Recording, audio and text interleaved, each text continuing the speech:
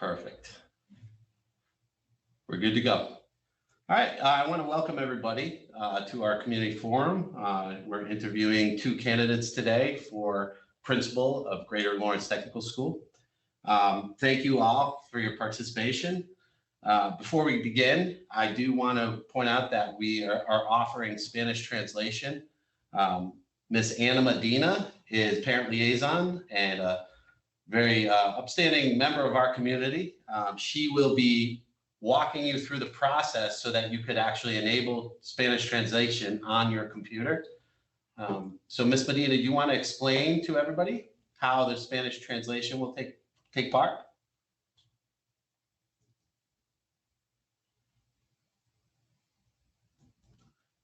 Miss Medina, you're muted, or we cannot hear. So they're not going to be asking any questions. Okay. So I'll come through here. Okay. All right. Okay. Also, before we begin, I just want to introduce the panelists, the members of the interview team. First, I'm going to start on the frame that I have up on the top left. We have Miss Mahoney. She is a math teacher at Greater Lawrence Technical School. Of course, you see Miss Medina, who I already introduced. She's translating, so it's a separate audio for her. Mr. Willett, Mr. Mike Willett he's an automotive tech instructor at the school. Hi, Mike. You have Miss Rebecca Webster. She's one of the science teachers at the school. Hello again. You have Mr. John Hardiker. He's a CTE coordinator. Hi, John. And you have Brenda Richardson, and she is our Director of Admissions and Guidance. Hi again, Brenda. Okay. And I'm Bill Vogel. I'm one of the administrative deans. Good afternoon, good Bill. Good afternoon. All right. So I already explained to you the process, so I'm going to get right into it with our first question so you can introduce yourself. This actually comes from a parent. Okay. Parent states, please introduce yourself and tell us why you would like to be the principal at Greater Lawrence Tech. And what would students, staff, parents, community members describe as your best trait? And how would this make you the right fit for our community? All right. So good afternoon, everybody. And thank you for having me here. I really appreciate this time with all of you. I really would like to appreciate the energy that I feel when I'm in person with you. So I had the pleasure of meeting everyone on the panel, the committee last week, and had really great energy in the room. And I really wish, I know it's the times we're in, but I wish that you could all be here, that we could interact and I could feed off of that energy that I love so much. So thank you to whoever's out there joining today. I have a background in the trades and the technical education field. First, it's very personal to me. My father was an experienced 40-year machinist in advanced manufacturing. My grandfather was an automotive tech and an entrepreneur, and that he owned his own repair shop in our town. My grandmother grew up on a dairy farm, so I know the impact of the trades and technical fields in earning a living wage for families, coming from a working class Western Mass family. And then I had this wonderful experience for 9 years at Pathfinder Regional. I was a math teacher, department chair, and the academic director. And I loved being around the energy that is in career tech ed. And I love, as you saw, if you had a chance to read my brief introduction to all of you, the secret sauce of the academics, technical skills, as well as the entrepreneurship and the immersive work-based learning experiences. But most importantly, the sense of belongingness that students get with like-minded peers and teachers, as well as what I consider a low stakes in terms of, this is free public education. There's a lot of support. Again, there's this family feel, low stakes and high support experience that students have to get them really choice ready for post-secondary education. Why Greater Lawrence itself? In my experiences in the field, and particularly in my recent experience at DESE, I really have found that Greater Lawrence is an innovative school that serves a diverse population of students. And my first introduction to Greater Lawrence was the After Dark programming that the school offers to try to expand access to students. And I also have seen in a lot of your school committee meeting minutes that the superintendent has priorities of expanding expanding out the programming through a building expansion, of trying to update your tech ed programs to be in line with the new economy, making sure that your admissions policies and practices are in line with the new regulations, and even trying to get a STEAM pathway that is leading to an associate's degree. These are all the innovative things that I really love. And for me, Greater Lawrence, I have a future niece and nephew that live 5 minutes down the road in Lawrence. And I think that with the most holistic form of education we have, this is the best secondary pathway option for the communities of Andover, Lawrence, Bethune, and North Andover. And I want this to be that place that is the top choice for those students. In terms of what you could expect from me, my leadership style, there are 3 things, and I mentioned this to the committee, and I see many of them up there on the screen last week. I'm a servant leader. I think that the more formal authority you have, the more you are asked to support more staff, more students, and ensure that they can have the best experience possible from their vantage point. I believe in distributive leadership and valuing the expertise of teachers and staff and what they bring to the experience of Greater Lawrence, and data-informed leadership. Really making sure that we are looking at different types of data, whether it's anecdotal data from the staff and students and families, or actual data sets to really inform how we move the work forward for the best interest of the students here at Greater Lawrence. So thank you. Great. All right, our next question, it's from a faculty member. Okay. If chosen to be GLTS principal, what is your plan to foster transparency, build trust and morale, and open communication between the administration and staff? Please be specific. All right. As you can see, I like to write down to make sure I have my ideas in front of me. That's a wonderful question. Leadership is, quote unquote, all about relationships. Anybody who's gone through Jack Jones Leadership 2 from our MAVA community, that is the quote there. Leadership is all about relationships. And I think, as I mentioned about servant leadership, when we talk about the principal's role, as an instructional leader, an informational leader, and an inspirational leader, I really think that it's important to build those relationships with faculty and support your professional development and professional learning, support your initiatives and your autonomy in the classroom, and knowing your expertise in your content area trumps mine. And coming from a math background, that's one subject area, having the chance to oversee academic programs for 4 years. I have a little bit more of an expanded view there, and I've been able to do some of the integrated work between academics and tech. But broadly, you have the expertise in your area, and trying to make that foster that growth. So what do I mean by that? I mean teachers being able to run professional development for other teachers. One of the ideas that I shared with the committee last week is this idea of learning lunches, where you have expert teachers propose ideas, whether it's through the instructional leadership team, directly to administration, whatever it might be. Let's say you have a teacher who really is great with lesson planning for reading informational text. And that teacher, the administration would support that teacher to host sessions at lunch. We would sponsor food. We would have the teachers go in if they so choose and learn from that teacher's set of teachers while on lunch, and then have a chance to interact afterwards. Building trust and morale. Again, I think that's part of distributive leadership. I think it's part of open communication.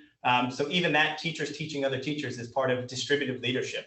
And really making sure that we value the expertise that everybody brings to this school. Greater Lawrence has a track record of success. It has a really great reputation in all the circles I've been in honoring the work that has been done, keeping open communication, not just through supervision, but through instructional leadership team and all the channels, and just getting out in the classrooms. And my favorite part of being in a tech school is getting out in the classrooms, having the energy that goes along with learning and teaching. And really having conversations about what your practice is, what you want to see in the school, and moving that work forward on your behalf. Okay, awesome. Okay, our next question is also from a faculty member. As the principal of GLTS, what do you see as your priorities in developing a school culture that continues to put students at the center of our work?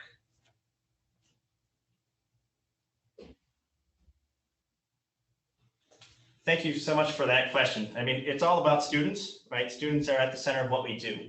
And I haven't met an educator yet who has not got into this field for the best interest of students. And quite honestly, one of the most uplifting things I heard last week in the last round when I asked, I asked a lot of your peers here, what's the best part of working for GLTS? And hands down, it's students. It's the energy of the students and keeping them at the center of what we do in leadership and in teaching. In terms of developing a student-centered school, I think that I feel at least from last week that there's already a bit of a culture of that here. So I like to hear that, and I like to see that the staff that I met with were so excited about the students and the energy that they bring to the school. I really also think, one of the philosophies I've had a chance to work on, that I've had a chance to work with, teacher candidates in one of my side jobs consulting on professional learning for educators, is on creating equitable classroom experiences that we follow what we call the EVERY framework, EVERI, that's engage, validate, empower, relate to, and inspire every student. And that's making sure that students really are immersed in what they do, that they see themselves in what they're learning, that their funds of knowledge, that what they bring to the school is valued, that they're empowered to really explore their interests, that they are related to in terms of teachers really making authentic connections with them and their parents and families and community, and then inspired, or that they're inspired, that they have a growth mindset, that they're inspired to do projects and work that really impact their community, that really mesh into their future goals. And the other thing I would say is the idea of students seeing that light at the end of the tunnel, like what is their long range plan? And even having that, posted physically on the walls in technical programs or in other classrooms where students, in a program, let's say in a health assisting program, a student says, I want to be, a physician's assistant, or I want to be a doctor. That is posted on the wall with their picture, and teachers and the students can reference that and look at, this is the goal for your future, and then reference back to, here's the curriculum, instruction, and assessment that we're using and how it's going to get you there, and students see that. I think that's a very student-centered approach. Okay, awesome. All right, next question is from a faculty member as well. Okay. Given effects of the pandemic, what are your ideas for how to catch students up in both academics and career training? Yeah, the pandemic has been, it's been a major impact. And, I first want to, give a lot of credit to everybody in the GLTS family who has navigated the pandemic. I think the Voc community in general has really done a great job moving forward through this in the best of everyone's ability to ensure quality educational services to all kids.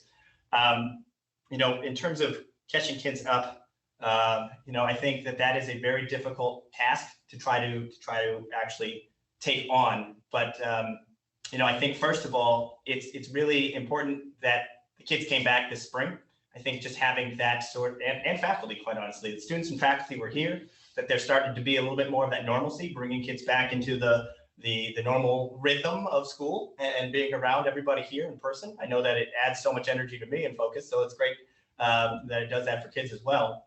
And then, I think having some sort of benchmarks, and this is where, I know the school has the multi-tiered system of supports. I mentioned this to the committee last week. I really espouse what's called the multi-tiered, multi-domain system of supports, academics, social emotional learning, and the other piece is college and career readiness, which is the bread and butter of what we do in the Voc world anyway.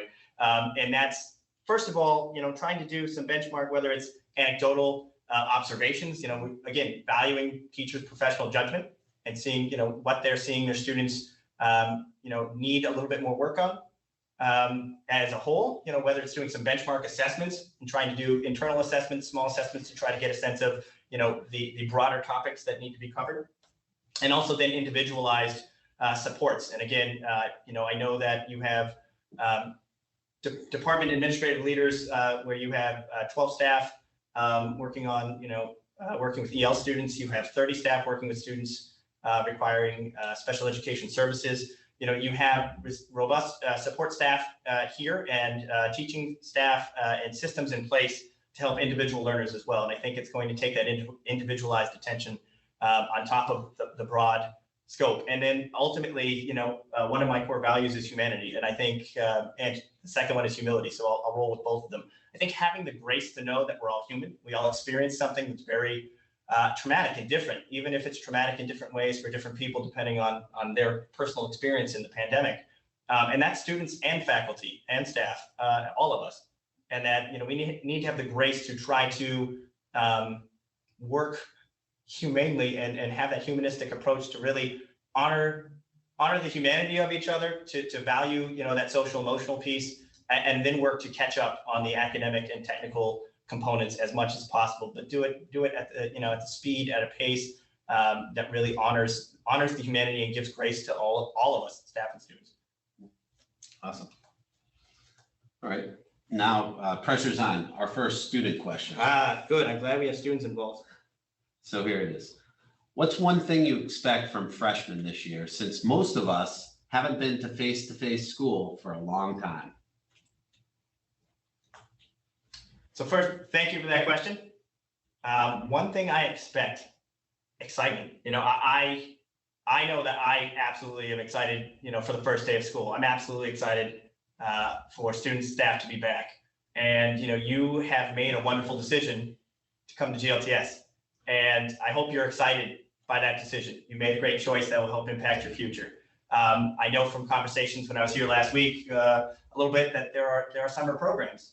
There are summer experiences here at Greater Lawrence that can help immerse you a little bit in the school beforehand and get you acclimated and again, get you back to that rhythm.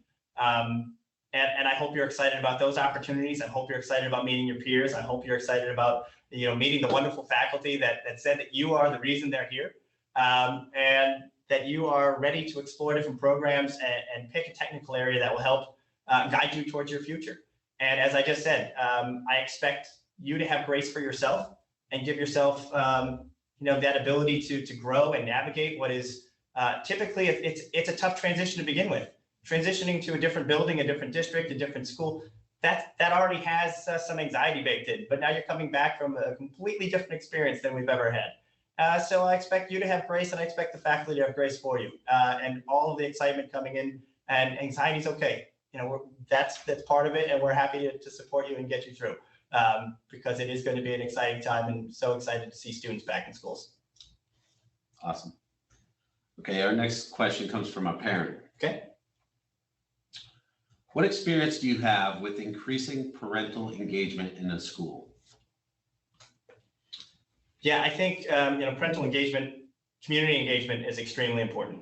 As I mentioned before, the Every model, that whole idea of relating to students is not just relating to the student, but also to the families and communities. In my previous role, we had a school council.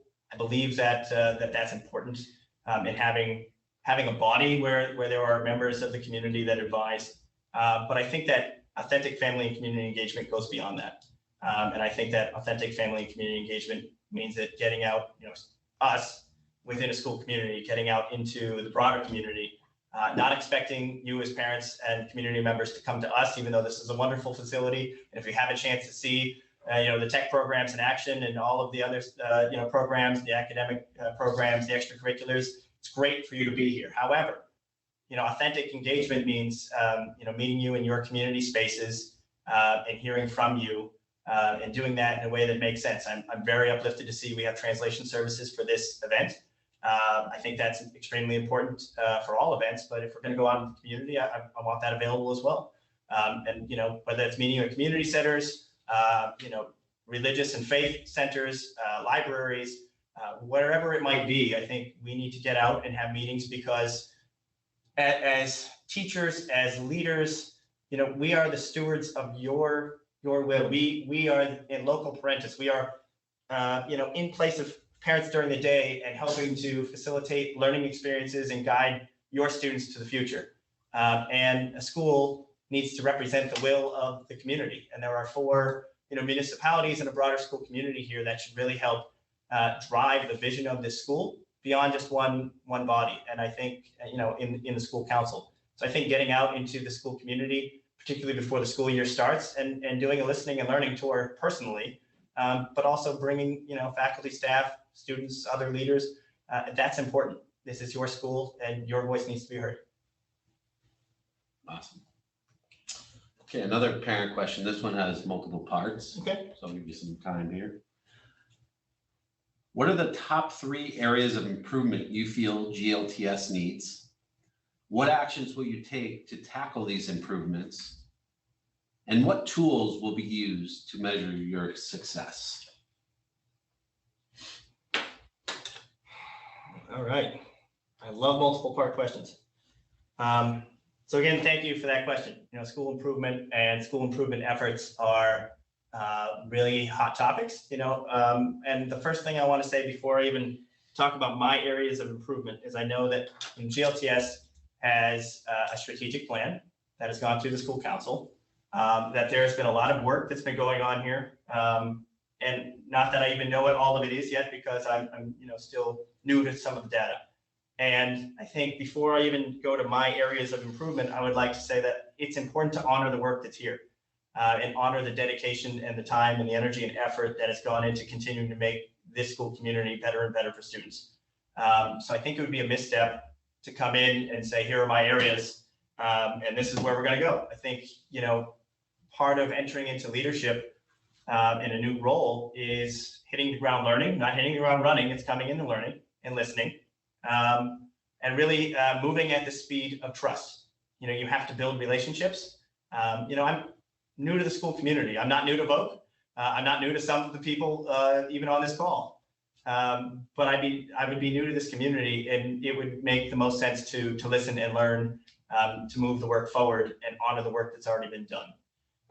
That being said, in my very minimal ability to really get under the hood and do some research, and I don't even know if I would call these areas of improvement. I mentioned earlier that I think the superintendent's goal that he mentioned in one of the recent school committee meetings on updating programs and making sure that curriculum instruction and assessment is in line with with the new trends in the technical world, particularly in a green economy, in the new economy, whatever we're going to call that. I think that that's always important to be on top of that. I really think that from my vantage point at DESE, I think it's not an improvement, but it's a necessity to really look at admissions policies and practices. Regulations were passed by the board in this past month, and all districts across the state will have to really analyze data around equitable access and make sure that any student who wants to be part of the Greater Lawrence community from the 4 municipalities has that opportunity. I think that's going to be a big lift. I know that that's going to be a huge shift for the field, and I really think that I'm happy to lead some work. So looking at the actions to tackle that, I've had a really great vantage point from the department on that work, and think that I would be able to lead the leadership team as well as teachers and the broader community in discussions around how to make admissions more equitable.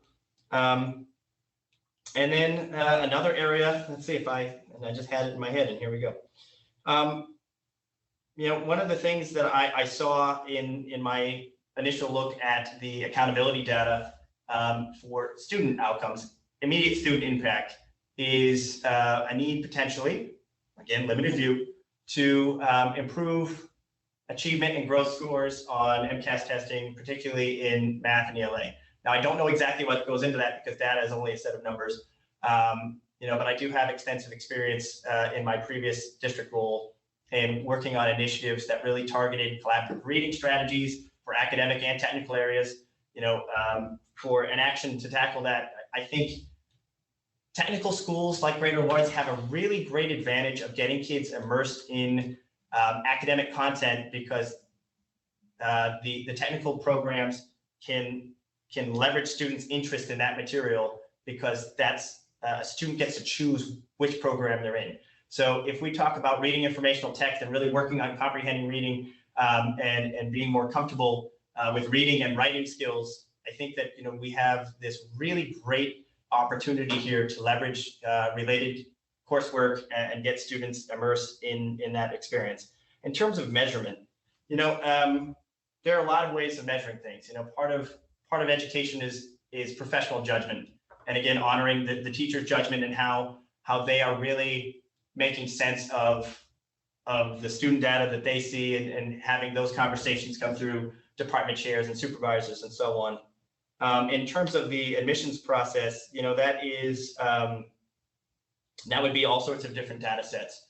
And the state has great data sets out there, great tools out there to look at to see enrollment trends, to see admissions and waitlist trends and so on. I think that would be helpful. But there's other local data sources in terms of, how are we getting out into communities? How are we communicating with prospective students and families? There's a lot of data, and then surveys. Again, I think it comes down to student voice, family voice, getting input from the broader community through surveys. And I know there are standards for effective practice that are utilized here, and that's also another survey tool to help drive the work for all of these different areas. Awesome. We're about halfway through. We're about Okay. halfway through the original 14 questions. There are actually more questions coming in by Awesome. the community members Excellent. that are typing them into our forum. Excellent. So I'm going to continue here. This is the first unidentified member of our community. What work have you done this past year around anti-racism and equity? What does an anti-racist school community look like to you? And how would you contribute to an anti-racist school community at GLTS? All right, that is a wonderful topic. It's a very timely one. So thank you to whomever sent that in to chat. I will say that where I was before, so a little background story. When I was in Western Massachusetts, I lived and worked in communities that were predominantly white. And I've had the opportunity in the last few years to not only delve into anti-biased, anti-racist coursework and experiences through my doctoral program, but I also, through my higher learning institution, had a chance to facilitate what was called Real Race and Equity and Leadership, a couple of different sessions with practitioners in the field. So I actually worked with teachers and administrators from schools and districts. I had a chance to work with master's and doctoral students and really start working around how to have courageous conversations, which is some work by Glenn Singleton within a school community, and operate out of the Courageous Compass, the Courageous Conversations norms.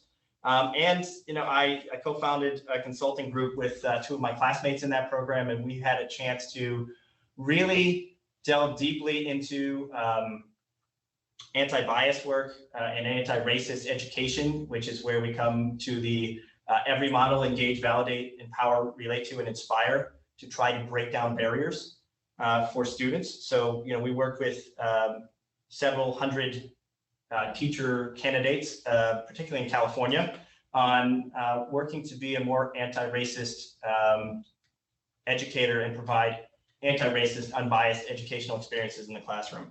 What does that mean to me? I think that in my work, and I'll be the first to admit humbly that I am still in my own racial identity development and racial leadership development, that an anti-racist school experience and an equitable school experience is one where we remove as a system barriers that we find systemically hinder certain populations of students. And I think that from a learning experience, I go with the every model that I mentioned. And from a leading and from a teaching experience, we have a model that we developed that we call Check, Shift, Drive, which is trying to get each individual, so teachers, administrators, and so on, to really think about, check your own assumptions, check your own privileges, check your own experiences and your own lens. My worldview is going to be different than anybody else on this call, and really get a sense of what do I believe? Where does that come from? Are there any biases baked into my view? And how can I make sure I counteract, that bias? Shift is really shifting one's mindset, but shifting my mindset. Again, when I was in Western Mass, my idea of equity work was focused mainly on socioeconomic status. We try to provide equitable experiences based on socioeconomic status differences. That has changed. That has changed to race, native language status, students with disabilities, so on, and then driving the work forward. So really going through that process of trying to understand your perspective, trying to shift your perspective and counteract your own bias, and then drive work forward. And that is something that I feel, if that is, again, I don't know where this is coming from which stakeholder, But if that is something that, the staff, the students, the community feel is very important here at Greater Lawrence and has not yet been addressed, I'm more than happy to really delve into that, because again, I think, education is about equity and excellence. And I think that my work at the department has been about equity and excellence and access to schools. And that continues to be a focus for my career in the future, and happy to discuss and leverage anyone else in the school community who has really done that work well, and get out in the community and hear your definition of what an anti-racist, anti-biased school experience would be. And let's make that happen here. Awesome. All right, Tim, our next question is from a faculty member. Okay. It's a rather long one. We'll give you a second to All right. absorb. These last 2 years challenged our core values. Given that we serve inner city students, what are your thoughts about what our educational system must deliver to these students to prepare them for college and career? Please focus on specifics of what characteristics successful inner city schools implement and how they might be implemented here.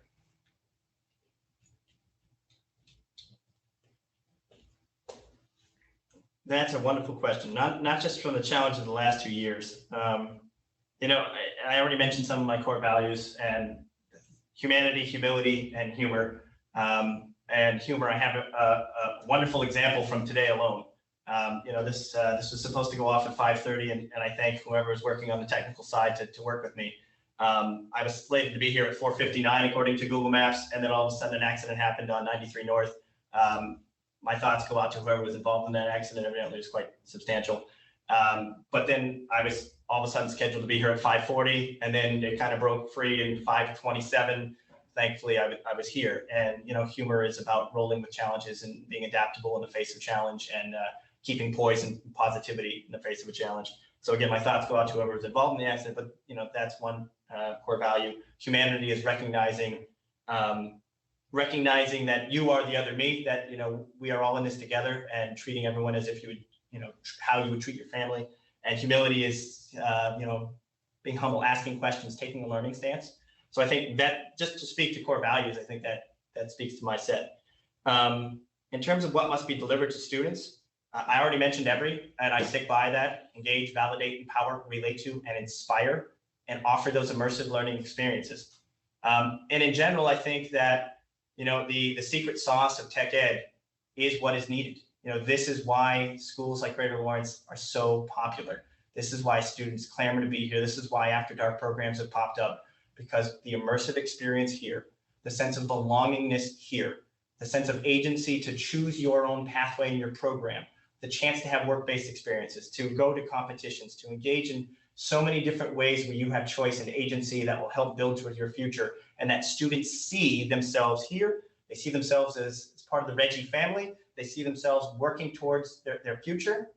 This is what engages students. Part of what I've seen in my work with some of the more urban settings in Eastern Massachusetts is, some of the statistics show lower attendance rates, and I'm not going to call them dropout rates. We'll call them push out rates. I think the system has a lot to do with why students don't continue to engage in their education. And I think that, look at the track record of schools like Greater Lawrence. Graduation rates high, dropout rates low, attendance rate high. Why? It's an immersive experience.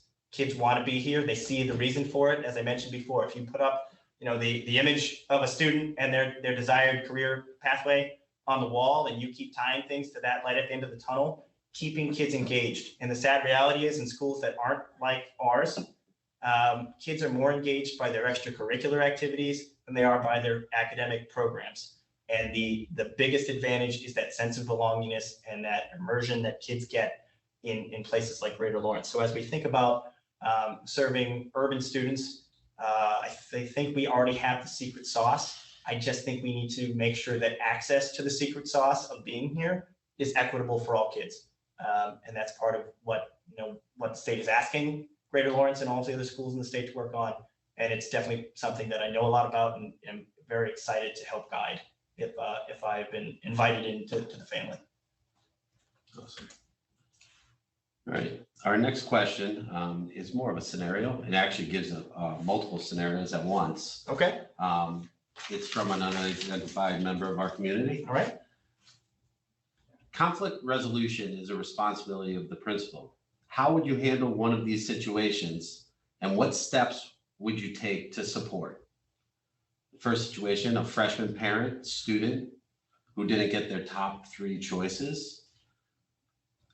2 department members who disagree about curriculum development, or a teacher who is upset with their supervisor about an evaluation.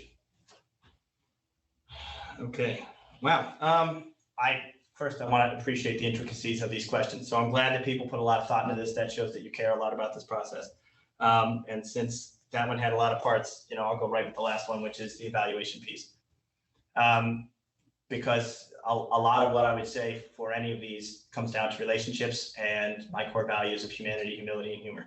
I think these types of situations require conversations with people, authentic conversations. People want to feel heard. They want to feel cared for. They want to feel respected. And, in this case where there is perhaps a little bit of a disagreement around the evaluation, I think it's, if it's not handled within the evaluator, evaluatee dynamic, which I would hope that with a culture here that could be done. I think it goes back to, what are the values of the district? What are the goals of the district? How are the goals of the individual instructor or person tied to those larger goals? And then, I have seen evaluation, and I think the best way to frame evaluation is not as a compliance exercise. It's about a teamwork based reflective exercise. And I would hope that if it's not already done that way here in terms of framing, that evaluation becomes more of that reflective professional practice, professional growth type experience. And if there is a disagreement, I don't see that as a deficit, as long as it's a respectful disagreement. I see that as actually an opportunity. It's an asset. That opens up a conversation for dialogue around best practices, around professional growth, around potentially seeing something a different way from the evaluator side or the evaluatee side. So I think, again, the core values of humanity, humility, humor, which drive my work and how I operate in my daily life, I think that's important. I think having those professional conversations respectfully to really grow as professionals, and everybody can learn within that situation, and it might actually create a best practice from across the school. So I think it's about having those respectful conversations, and it's all about relationships. It's having the relationships built, and it's honoring the professionalism of everyone involved. I think that's important. Okay, thank you very much. All right, our 11th question here. It's from a faculty member. Okay. In previous years, teachers have felt the evaluation system was very punitive and used as a means to push a teacher out. There was great inconsistency on expectations from evaluator to evaluator, and teachers felt like some evaluators were harder than others or seemed to exhibit favoritism. All right. What are your views on the teacher evaluation process? Well, it's as if this one was teed up from the last one, so maybe I'll gain back some time with my deeper answers on previous questions. With any subjective system, and I know that there are standards, we have the 4 different standards with all the different indicators, and part of evaluation that's baked right in, it says so in the system, is professional judgment. With any subjective system, there needs to be inter-rater reliability. There needs to be consistency among raters. And I know when I became an administrator, there was a training course in Western Mass that I went to on looking at professional practice, looking at classroom interactions, scoring or rating that, having feedback for that practice, and trying to get to that consistent rating. And I think that having maybe some training around that, I think having teachers involved with that as well as evaluators, so that everybody gets a sense of what that process looks like. That's first and foremost on that piece of it. The punitive view, as I mentioned in the last question, I think has to go. And if that's part of the culture, then that's something that I would love to address. If that's the case, and this is, one person's story, so I don't want to, again, make any determinations that would be a little bit too much of jumping the gun to make determinations for how the culture fits around evaluation. But I think it needs to be reflective and collaborative, and it needs to be based on trusting relationships. So I think that's extremely important. And just overall be a respectful component, and quite honestly, and not that it's part of the evaluation system, but I don't know if it happens here. I think it's extremely important to honor the professional practice of educators and have teachers going in and observing other teachers. I really would like to see a system, we started to move that way in my former district, where teachers go in and provide feedback to each other and grow in a way that isn't punitive, that doesn't feel like it's performative. And I think it's really important to value professional practice and really build that into the culture. So, Thank you. All right, we have another parent question. Great. When thinking about bullying, what steps would you take if someone goes to you and tells you that someone is bullying them? Yeah, I appreciate that question. And, I had to deal with that a little bit in my previous role, but I will be the first to humbly admit that, we had a dean of students that worked a lot more on bullying, at least from the student perspective, and then among the faculty. And I know that there are laws and regulations around bullying that are on the books and need to be followed, protocols and so on. And I'm assuming that's in student handbook, staff handbook here. In terms of bullying, again, my default is to go back to relationships. And, bullying is not something to take lightly. Having personal experience with it and having seen instances of it in previous work, I think it needs to be fully investigated. So whomever is in charge of investigating, bullying claims would definitely be on that. I would want to be updated on everything that would be going on in that process, and going through the due process of trying to understand the situation. And again, trying to build relationships. And part of what I see with bullying or other disciplinary or culture aspects is trying to have that preemptive view of a positive school culture, a safe, supportive environment where students and faculty, have that common set of values, are working together for the betterment of all students, trying to find, their path forward toward their future. But I would definitely follow the due process and protocols that would be put forth by the student and faculty handbooks to address bullying, and ask for updates from whomever is in charge of that. And if it's me, then I'm the one that's going to be leading that, that review of the situation. Okay, thank you. We have about 8 minutes, Okay. 2 more formal questions, and then there are some that have been added. So hopefully we'll get to a couple of those. That'd be great. All right, from another member of our community. Considering future industry projections, what are there any gaps in the career areas Greater Lawrence currently offers? And what programs would you like to bring to Greater Lawrence to meet future demands of the workforce? So thank you for the question. And this is where I think distributed leadership is extremely important. As I mentioned, I come from the academic side at my previous district, where I focused a lot on academic curriculum instruction assessment, district-wide assessments, and so on. I did understand as we put in new programs why we were adding them in, what it was about, local business and industry that we were referencing when we added programs. And I think a couple of things around programs for the future.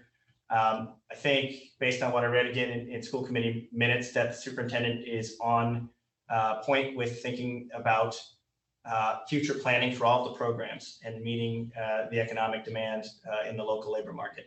I also know that part of any VOC school is the program advisory committee, the overall school-wide advisory committee, and the individual program advisory committees, and having different members on those committees that have the expertise to know the trends and to help inform the school is part of a requirement for these schools. And it's also extremely important, again, to value the expertise where it is in the community. From my research, what I've seen from the Merrimack Valley report from Mass Hire, from the Northeast labor market blueprint, I believe that, advanced manufacturing, health services, and the third one, and I may screw this up, it's either IT or, something to do with the information service industry.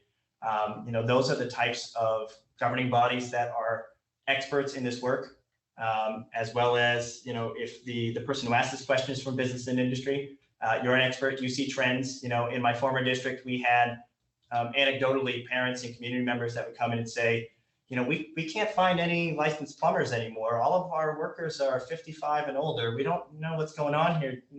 Have you ever thought about putting in plumbing?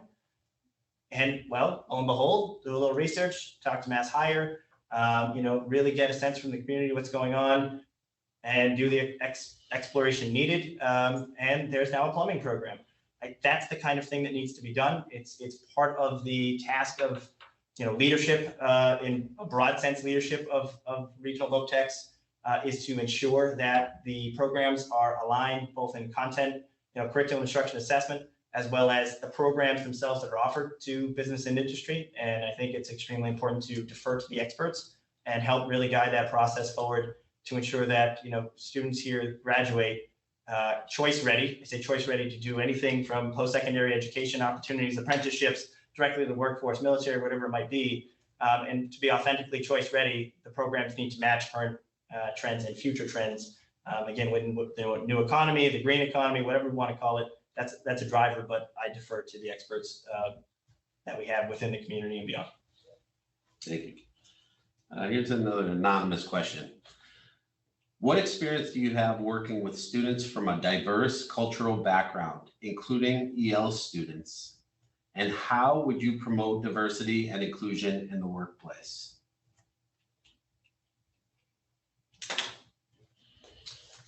As I mentioned, my previous district, predominantly white, predominantly working class. We did have considerable population of students with disabilities. So again, I've had a chance to work around diversity in different ways, but I've also had experiences from the state level, really working with data around trying to influence access to technical programs for different cultures. I had a chance through my consultancy business to work with a high population of Latinx students and try to tailor learning experiences to their needs, their cultural background. And I think, as I said before, I'm going to go back to leveraging the EVERY model. Part of validating students, engaging, validating, and empowering students is really working to find ways to validate their background, what they bring to the student experience, and celebrating that we do have diversity within this community, and that we can learn from others. I will say personally, for me, the way that I have really grown the most in my identity journey is by learning from other people's stories and experiences, and having a multicultural school, valuing that, knowing, again, having that sense that everybody brings their own experiences and worldview to the school community, I think is extremely important. Having that as part of the culture from faculty, staff, students, whatever it might be, so that students are not just learning an academic program, they're not just learning a technical program. Part of that workforce development is being around diverse workers. And that's culturally, and I think one of the greatest pieces about things like co-op is that students in their teens will go out and work with employees in the field that are multi-decade veterans of that field. So there's age diversity, there is cultural diversity, there are a lot of different ways that technical education really helps build that. And again, with the EVERY model, making sure that you have authors that are from different cultures, that you have classroom materials and things on the walls that represent different cultures, that you honor different cultures, and you give kids agency to make choices that help them see themselves in the work and help impact their community, is all important stuff. And I think that is the way to really start to build a school that honors a multicultural student body. Thank you. We have less than a minute left, but there is one more question that I think we can handle. Okay. It's another anonymous question. All right. How will you work to promote the school in the different communities? All right. So thank you for that question. And I mentioned this a little bit before. I worked in a district that had 9-member municipalities plus students coming from up to, at any point, multiple other communities within Western Mass. I know there are 4 municipalities here in the Greater Lawrence district, And every community, and not even just a community as the municipality itself, but communities within that municipality, every community has its own identity. And it's extremely important to have authentic engagement. So yes, we have, again, governing bodies. I think this actually is a wonderful example of community engagement because, again, I would rather have you here in person, but it's more convenient, to access this from wherever is comfortable for you, and you get to ask questions and be a part of this process. But I think getting out authentically in the communities, I love, again, being around people, being in a situation where there's high energy. So I would love to get out to your cultural centers, your community centers, your religious and faith centers, your libraries, whatever it might be in each community, and get a sense of what is it that families, what is it that students, what is it that community leaders, business and industry leaders, what do you want from Greater Lawrence? What do you want from the Reggie family in driving this educational experience forward? And how can we best serve your needs? So I think it's extremely important to get out in communities. And then in terms of promoting Greater Lawrence, we have this wonderful system where we get to go out and meet students in middle schools and chat with them and work with their counselors and really just get the word out about the wonderful things, the best game in town, the secret sauce. And I think that's important to get out authentically. And then when people have the opportunity, invite people in, because seeing it in action, experiencing it, that's the best way to really appreciate what happens in a technical school like Greater Lawrence. Awesome. Tim, it's been a pleasure. Thank you. Pleasure's mine. This is the end of the interview in the form. There is a email for community members to send in their comments and their feedback. But at this time, we're concluding the interview. Thank you so much. And everybody out there, thank you so much. It's really great to be able to come in and chat with you today, even if we're not here in person. And I really appreciate this opportunity. I know you have, 2 quality choices. I'm happy to be one of those choices, and whatever decision you make, I wish the best for the Greater Lawrence community and the Reggie family. Thank you. Thank you so much. Thank you. So, okay, there we go. We're in a 50-minute interview process here. This is Ms. Zielinski will be our next candidate being interviewed. I want to take a minute to just point out for anybody who joined us late, we have our interview committee members, our interview team, and our panelists with us today on the webinar. I'm going to start at the top. Ms. Mahoney, Carla Mahoney. She's a math teacher here at GLTS. Of course, we have Ms. Medina. Ms. Medina is one of the parent liaisons. Ms. Medina will also be helping with translation. So if you do need Spanish translation, there is a button at the bottom of the link that you could press to access the interview in Spanish. Mr. Willett, Mr. Mike Willett, is an automotive tech instructor at our school. Ms. Rebecca Webster, she is a science teacher here at GLTS. Mr. John Hardiker, he is a CTE coordinator, and Ms. Brenda Richardson is Director of Guidance and Admission. And I'm Mr. Vogel, Bill Vogel. I am one of the administrative deans. Welcome, Ms. Zielinski. Thank you. So we're going to get right into it. As I said, our first question comes from a parent. So I'll identify who asked the questions and then read it off to you and take your time. Again, you'll have 50 minutes. So we'll go to about 7:36. First one from a parent. Please introduce yourself and tell us why you would like to be principal at Greater Lawrence Tech. What would students, staff, parents, community members describe as your best trait, and how would this make you the right fit for our community? Okay. So good evening, Reggie students, family members, faculty, staff, and community members. Again, I'm Susan Zielinski, and I am honored to be here tonight as a finalist for the position of principal for Greater Lawrence Technical School. My position currently is the Director of Language Acquisition and serving as the interim principal here at GLTS since February. I've had the privilege to be part of the GLTS community for the past 14 years. I've worked as a reading specialist. I've worked as an English learner teacher. I've worked as a instructional coach, a new teacher facilitator. I've co-chaired summer reading and instructional leadership teams. And I think beyond my work in the classroom and as an administrator right now, what I found is most rewarding is to work and connect with students in different capacities, including after-school homework, home tutoring, class advisory, and summer freshman 101 program. I think to your question, that tells you a little bit about who you are, who I am. And I'd like to say that what parents, students, and teachers should expect of me is for me to work alongside everyone to be the best school that we can be. I have a passion for language and literacy. I believe it's so important for all areas. I believe it's important in the technical area and as well as a life skill. I also have a leadership philosophy that is centered around building relationships. So as principal, you will experience me building relationship and nurturing a positive school climate for all of our students and school community. I think what's important, every student and family member who walks through the doors of GLTS should have a sense of belonging, and they should have a person in the building, a GLTS team member that they connect with and get support. As a principal, I'll make communicating with families a priority. So I think that's what you would see as family members. I really believe that communication should be in 3 areas.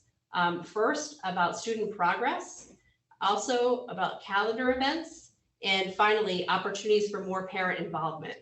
I would like to see that students would expect ensuring and continuing student voice, and they want to be, their ideas should be valued and supported. Finally, I believe that the best education our students can have do receive here is a vocational education that prepares students to pursue their future goals of entering the workplace, going to college, or pursuing post-secondary education serving in armed services. So again, I think that those are some of the things that you can tell a little bit about me and also what to expect if I was chosen as principal for Greater Lawrence. Thank you. All right, our next question is from a faculty member.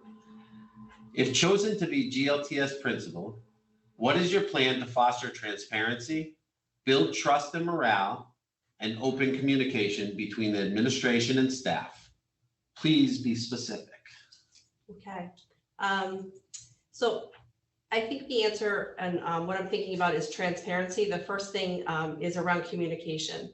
That starts with just transparency and making sure that we are communicating ahead of time. Often, especially this year, it was a challenge because the communication was happening as we were doing things. So I think specifically open, direct, honest communication, setting up some things that we've had in the past, such as like an open forum or a way to have an open door policy. I think that building relationship is also getting to know each other and also having an appreciation of each other's roles.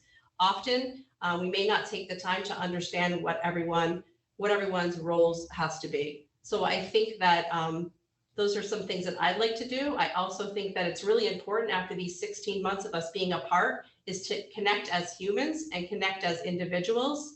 And also we're all here for our students and really take that at the heart of it. So I think that the first step is really taking a step back and talking about it. Transparency also has to be between teachers and administration both ways. So if there's something that teachers are concerned about, bring it to us and we should do the same. So open and honest feedback, dialogue, and building more relationship and connecting. Thank you. Okay, we have another question from a faculty member. As the principal of GLTS, what do you see as your priorities in developing a school culture that continues to put students at the center of our work? I think that we're on our way, but I think I would further develop that school culture by thinking around our core values and really looking at how our students we're at the heart of our work, right? Every decision that we make, every decision that I make, you really have to take a step back and say, is this a decision that you're making that's student-centered? And that goes from administration down to the classroom and budgeting things that we might consider. I think that building that culture and making it student-centered is for us all to take a step back and say, you know, this is our home for our students for their 4 years, and we need to make it the best possible experience that they have. At the same time, school culture has to be collaborative, right? It's not just like, well, this is what we're going to do. What does the staff think is best? What do the students want? I think a collaborative culture is the best way to achieve what we want to for our students. Okay, thank you. All right, another question from a faculty member. Given the effects of the pandemic, what are your ideas for how to catch students up in both academics and career training? Yeah, that's definitely a topic that is around education. It's a topic here. I think that what's important is that we not think about it as remediation and what students are missing. We have to think about it around acceleration and what students need. I think that we need to look at specific skills. That includes doing some assessments, right? Our students are coming back. They haven't been in school a long time. It would be overwhelming and stressful, not only for students, but for the teachers as well, to start to think about every single lesson that they may have missed. But we really need to take a step back and find out what those critical skills are, whether they be hands-on in the vocational side, whether they be academic-based skills. And we need to say, okay, where do we need to start, right? That might be individual too. Our students are all in different places. So we need to make sure that we have considerations for individual students and what they need. And again, not a deficit model where everyone's behind, but we really need to accelerate and get everyone on the path forward. Thank you. So Sue, I know you'll enjoy this as our first student question. Mm-hmm. What's one thing you expect from freshmen this year, since most of us haven't been to face-to-face school for a long time? That's great that an incoming freshman submitted a question. I think that that is an excellent question. You think about our freshmen coming in, they haven't been in school since 7th grade. That's a very big difference. I think what I would expect of incoming freshmen is to make sure that they become advocates for their own learning.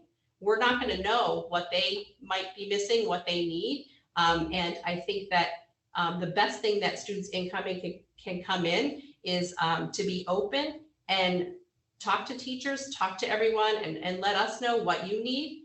Also, you haven't been in school for a while, find out what GLTS really has to offer. Get involved and take advantage of our athletics, our after-school programs, and your technical exploratory education. Be open. Awesome. All right, a parent question here. What experience do you have with increasing parental engagement in a school? That's a great question. And again, one of the things that I mentioned earlier is that I do believe increasing parent communication as well as parental involvement is important. My specific experience here is as the language acquisition director and a member of the English learner team. We have an English learner parent advisory council. And the purpose of that is to engage parents of language learners in offerings, educate them around assessments and how they can support students. And most importantly, get parents involved in kind of our policies. So we've done that. We've had some, for the past several years, we've engaged parents here. We've trained them on things like how to access Aspen X2, which is our grading system. We've also talked to them a little bit about how they can support their students at home. We let them know specifically around the exploratory process. Again, this is centered around the parents of the English learner department. I also had the opportunity to work this year on the school council, and the school council members actually were great input for me. They look at the school improvement plan. They also can look at some of our policies. I think that involving parents can also include more. What we had here that I do believe that we plan to and will bring back is more of our parent connection. And that parent connection organization is really a way to get parents connected to the school, like the name says, and also more education. There's been, we had sessions around topics of how to support your students at home, vaping, and other topics that are really important for parents. And I think that moving forward, I would like to see more of that and be involved in that. Parents are partners with us. We can't do it without you. Awesome. All right, another parent question then. Here we go. What are the top 3 areas of improvement you feel GLTS needs? And what actions will you take to tackle these improvements? And what tools will be used to measure your success? Again, I think areas of improvement that I would see, I would almost say that it's almost like we need to kind of go back and rebuild some of the things that we've done. Where we've been out of school so long, some areas that we can improve in would be getting back to just reviewing some of our common practices, making sure that all of our students have a quality education. One area I do believe we need to focus on is the area of assessment. Assessment was a priority that we did not achieve in the last school improvement plan, but we know assessment, both in the classroom as well as some of our universal assessments, will help us find out what our students need, what their areas of support, what areas of support that they need, and how we can address it. And I think how we measure that is looking at the tools that we have. We have some tools, but not many, expanding them, and making sure that once we have those tools that we look and we look at the results. So again, measuring and also making sure that it's more systematic and timely. So I think one of the areas definitely would be assessment.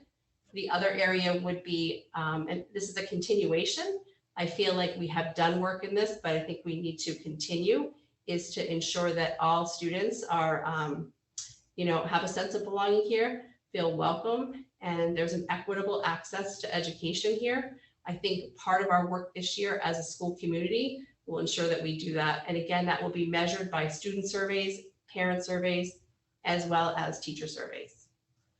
Thank you, Sue. All right, this is a question from an anonymous member of our community. There are actually 3 parts, but they're very closely related.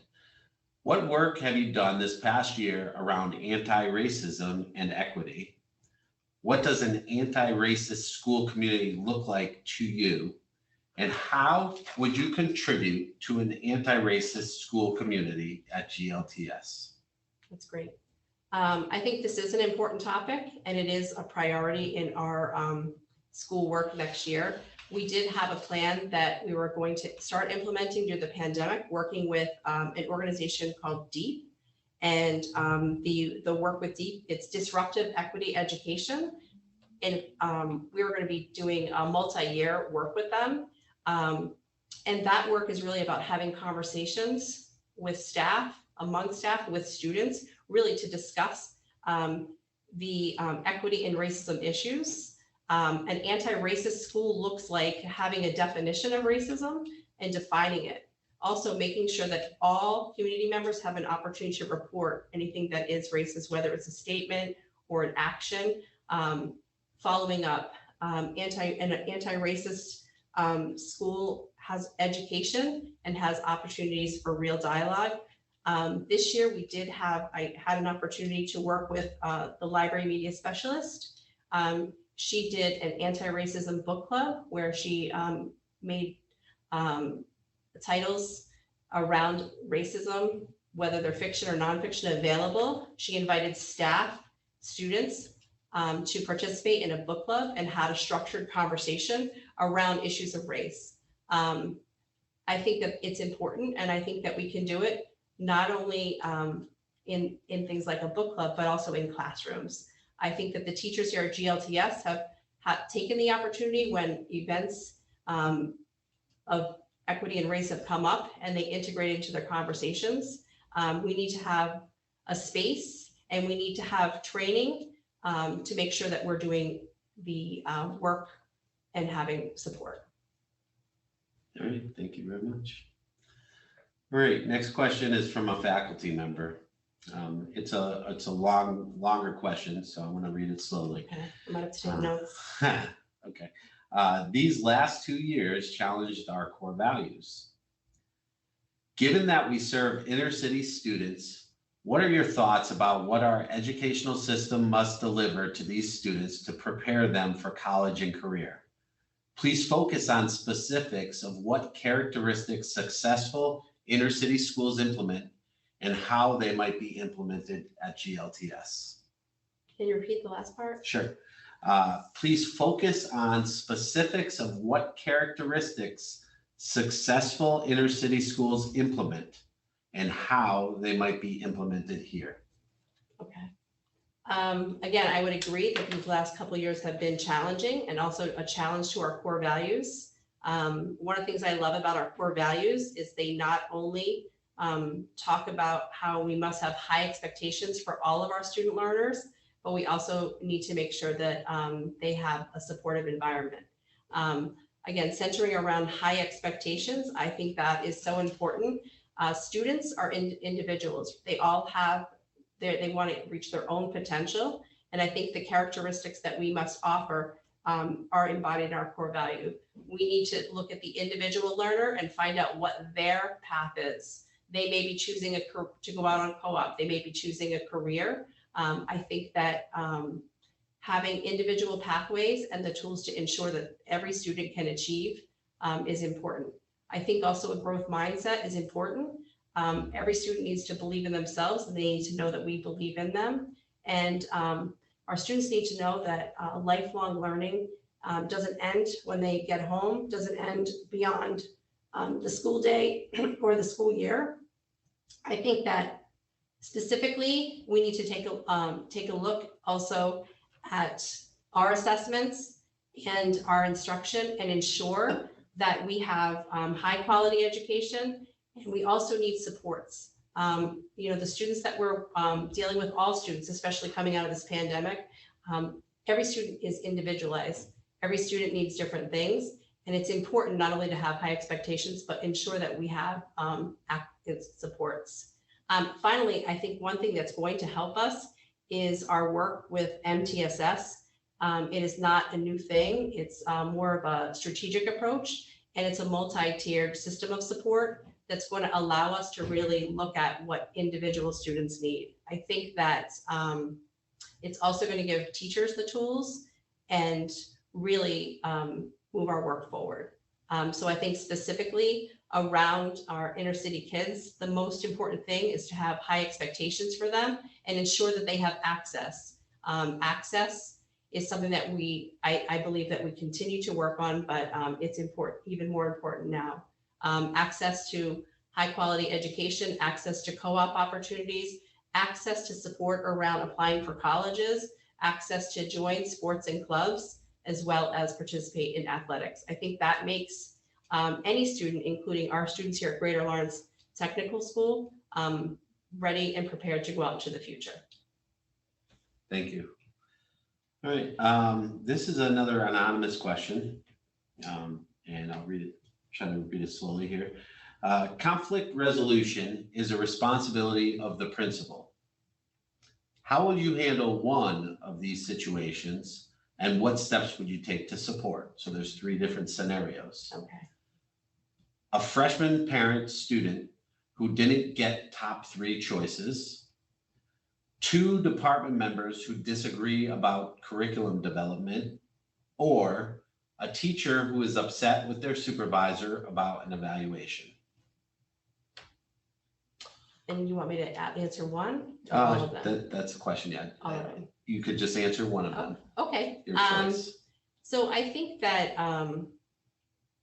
thinking around, 2 department members, I mean, I can try and answer them all, but like Sure. 2 department members that have a disagreement around curriculum, I think it's important, if you're involved in the conflict, to make sure that each teacher has an opportunity to be heard, and most importantly, has an opportunity, and I would encourage them to speak to each other. I think also, modeling reflection is important because everyone needs to take a step back sometime. We've used tools such as the ladder of inference. I've had to use it a lot myself this year. Really, a lot of the time, sometimes misunderstandings or conflict occur when you are kind of making assumptions. So I think it's most important with colleagues to ensure that we have the supports and structures set up, but to really foster that collaborative environment where they're able to kind of talk. I think the best thing would be to encourage them to speak with each other, and then turn to kind of having them reflect on their own practice and work it out. I think sometimes, especially with the parent and student that might not get their choice, I think that's challenging. It's never a great thing when that happens.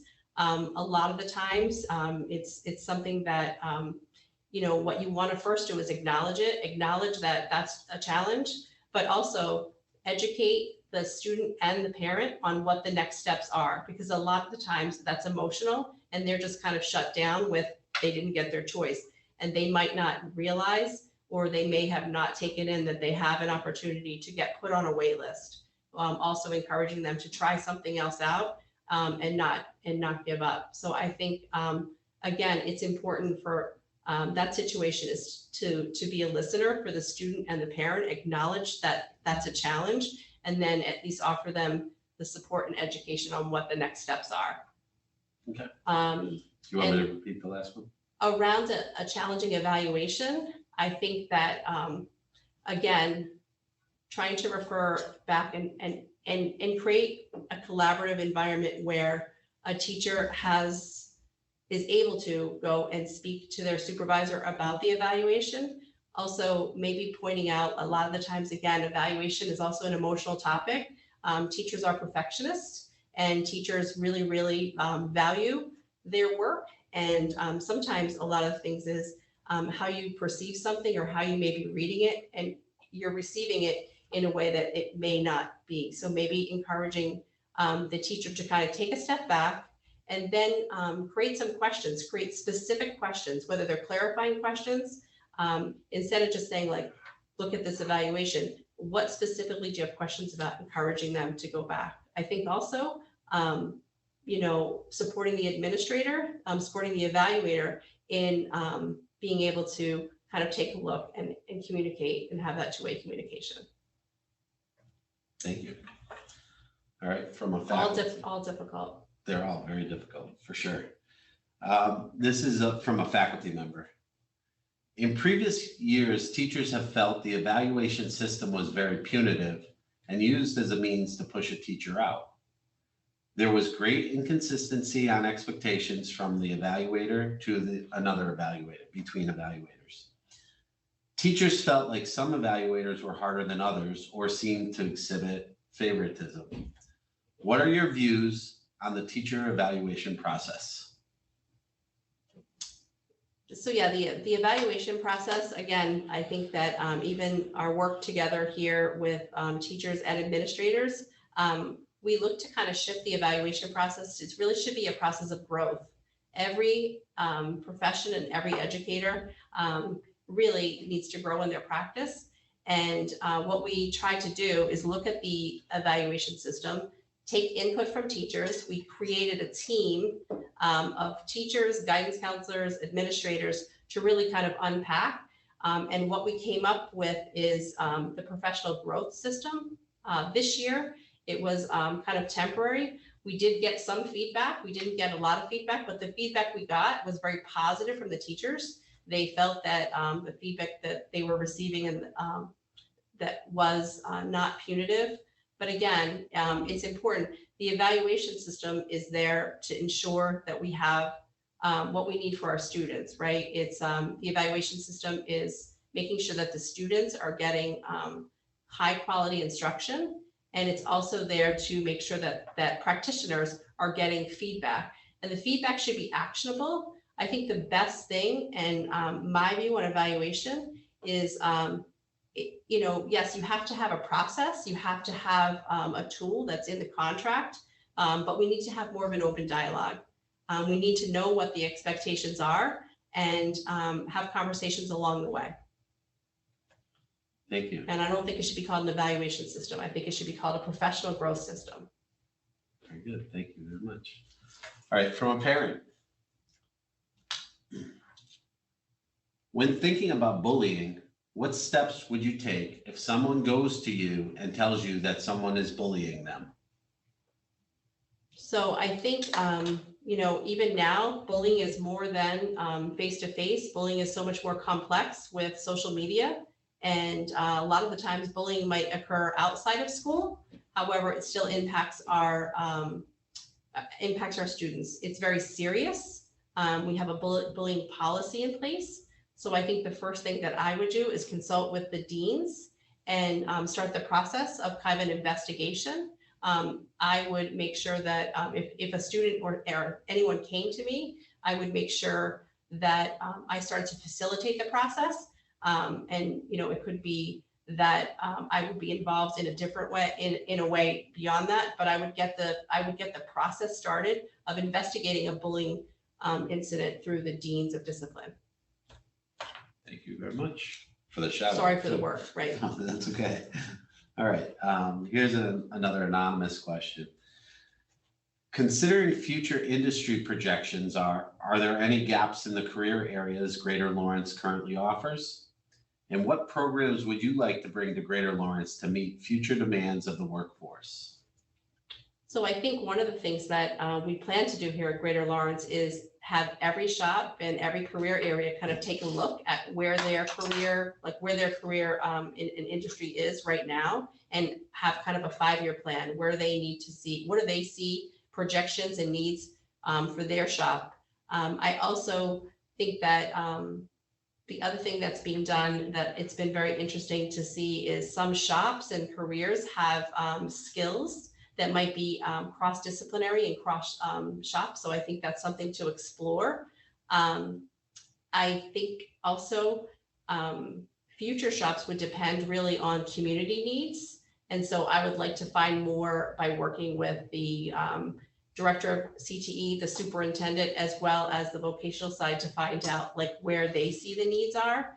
I've always wanted to have a reading career, but they wouldn't let me have that, like a reading shop. But I think I don't have a specific shop in mind. I like to see, for example, what we're doing with electrical. The electrical shop is expanding in a way that is a need within that field and just making it a little different. So although I don't have personal knowledge or a shop in mind, I think it's important to look at and reach out to the communities, the industries, as well as the advisories to find out what's careers that would benefit our students in the future. Awesome. Thank you. So we have 2 more official questions and you're doing great on time, so no need to rush on these. Okay. So another anonymous question here. How would you promote diversity and inclusion in the workplace? So I think that part of our work with DEEP and part of our work with diversity, equity, and inclusion, part of that is looking at the workplace. We have, over 80% or more students of color here. We have 15% staff that are of color. It is an area that we need to consider and work on. I know that there was a task force prior to the pandemic that started to work on that.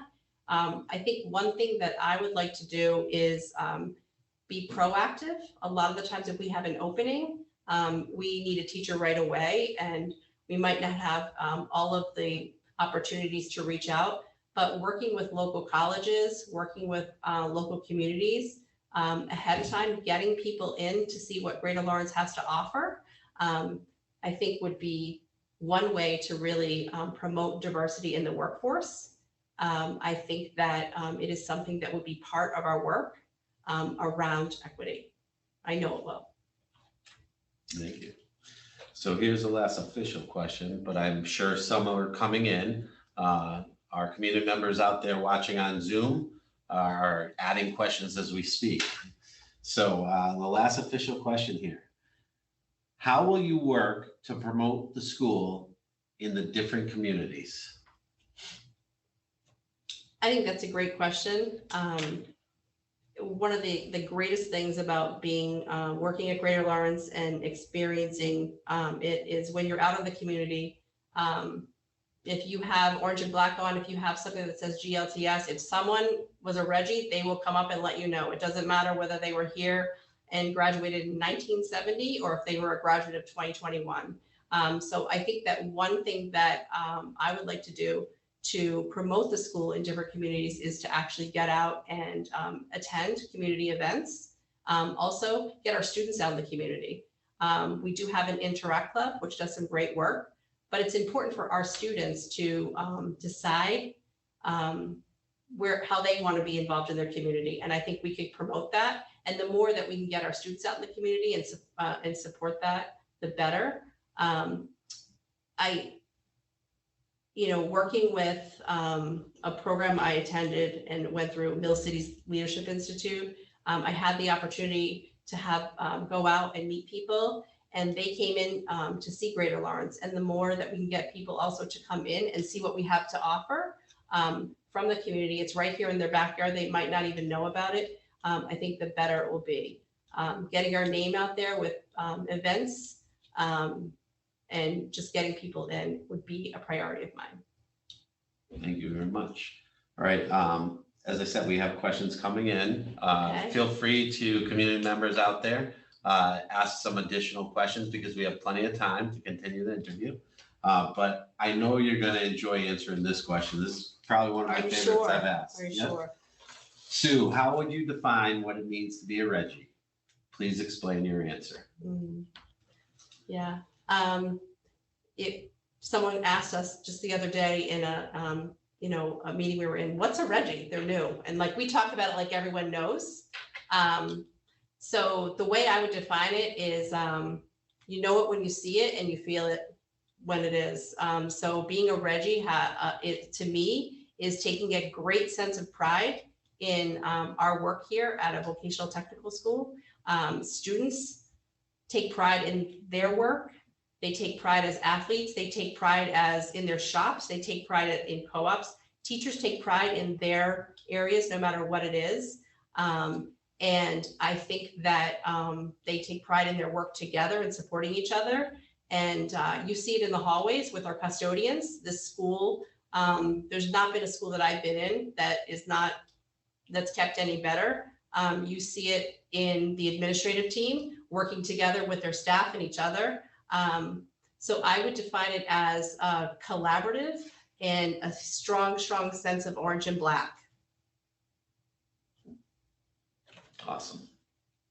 All right, another new question.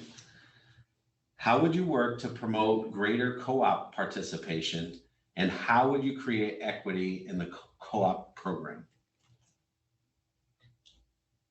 So I think that our co-op program, since I've been here, has grown. Shout out to the co-op coordinator, especially through the pandemic. I was thinking that we weren't going to have any students out on co-op, but the CTE teachers and the superintendent felt passionate about getting kids out on co-op, especially during the pandemic. I think that we had more students on co-op than we have in the past. Several years ago, I noticed as the English learner lead teacher, when looking at the list, there were hardly any English learners on the co-op list.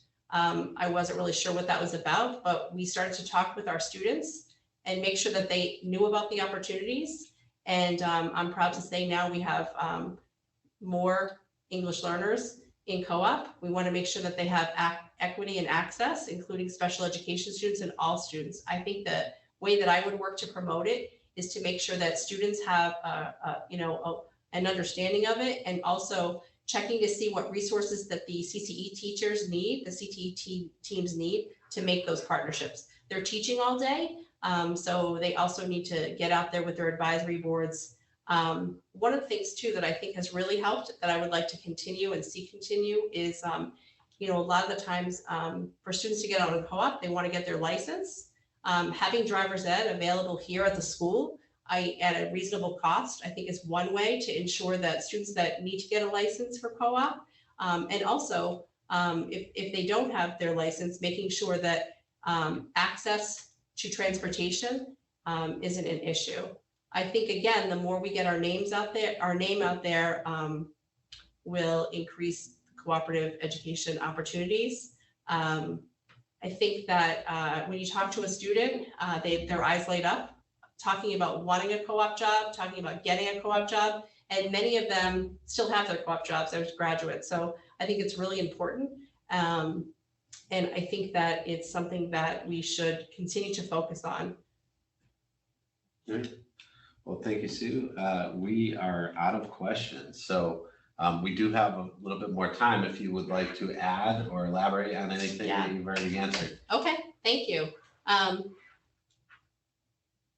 just like to say, this is a critical time in education globally and also here at Greater Lawrence Tech. The entire GLTS community has faced unprecedented challenges as a result of the pandemic and even before.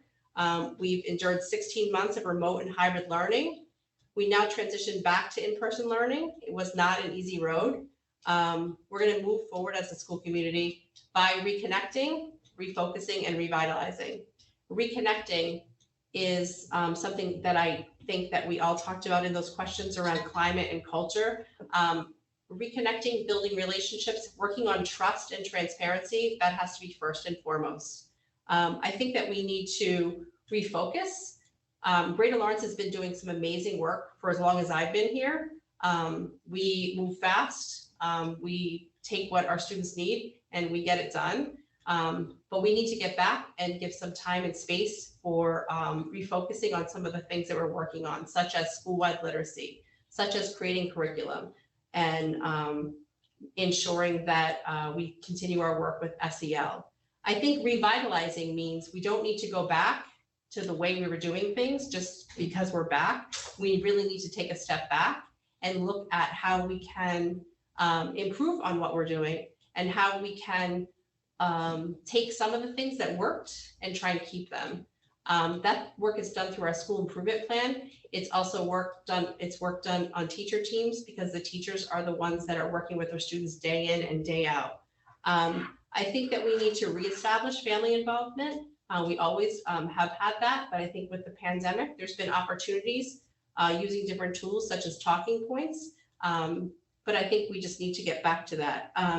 Again, we talked tonight about learning together about diversity, inclusion, and equity. I would say that's a way to revitalize our work and center it. Equity is the table of the work that we need to do.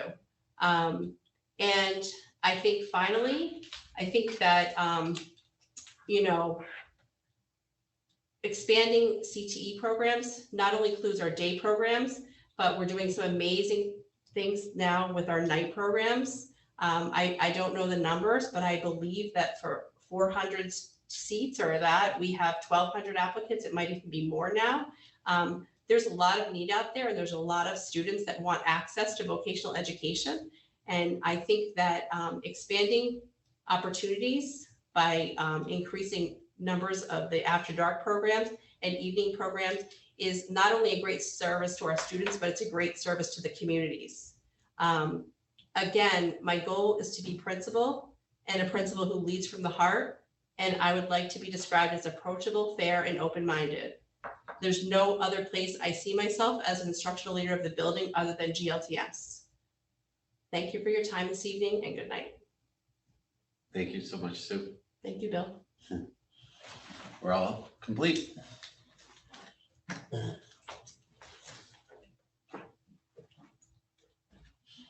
I don't know.